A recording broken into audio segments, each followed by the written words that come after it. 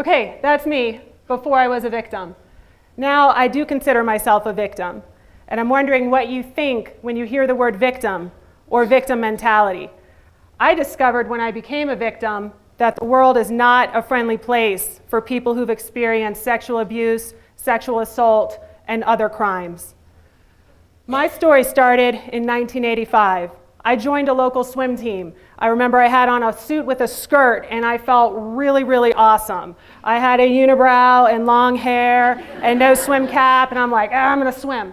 So I jumped in and I remember feeling strangled by my hair, and I just absolutely loved it until after practice I was told I couldn't wear a skirted suit. And I'm like, well, that's no fun.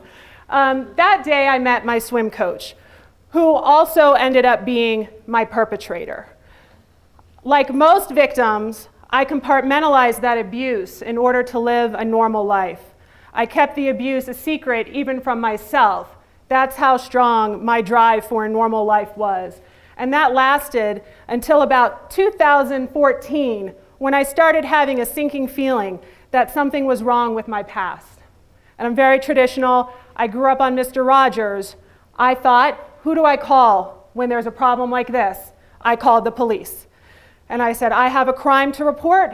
I'm not sure if it was a crime. I was very kind of all over the place. And the woman who picked up the phone said, come on in, tell us what you have. And at that point, I thought maybe I would corroborate somebody else's story.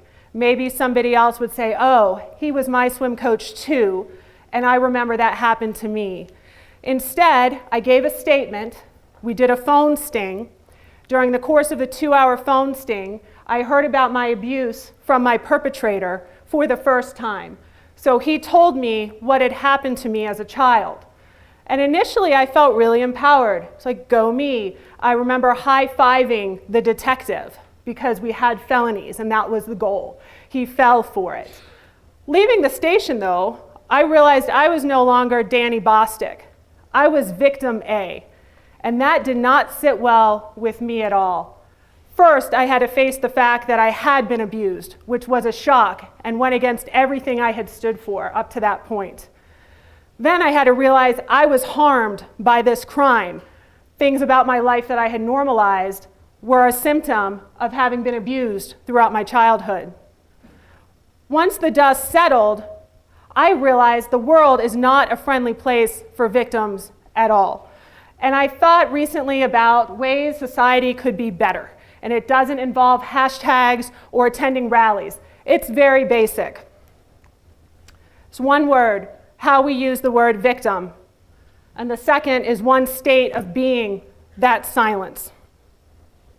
A victim is simply a person harmed, injured, or killed as a result of a crime, accident, or other event or action. That fit me. A crime happened to me. I was harmed by it. There's no denying that. Unfortunately, I hated victims before I was a victim and even once I got that label. Why? Victims are pathetic. Victims seek attention. Victims are pitiful. You hear about victim mentality, people choosing to be a victim. And when I was simply victim A, before my name was associated with the case, I was the brunt of a lot of comments about victims that fed the very perception I already had about myself. I felt damaged, I felt ashamed, I felt pathetic. This was an anonymous online comment, although I will say I received comments like this in person from people who knew me but didn't know me to be the victim. So somebody had written, this was over 25 years ago. This man is now guilty until proven innocent. I played baseball as a youth and teen. I also swam on our swim team. Ever see a coach smack another guy's bottom in baseball? OMG, I was molested. I should sue. She should be ashamed of herself.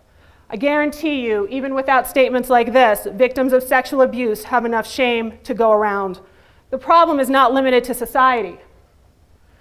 We have victims in the media. There's often a perception, you see the phrase, why would anybody choose to be a victim? When I self-identify as a victim, I've had people say, no, you're a survivor.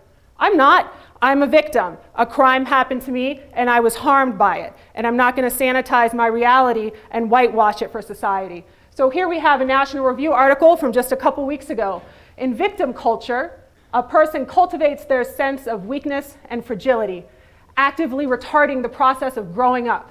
I'll stop there and say in some ways I function as an 8-year-old, the age I was when I was abused. So there is truth to this, but this is not uplifting.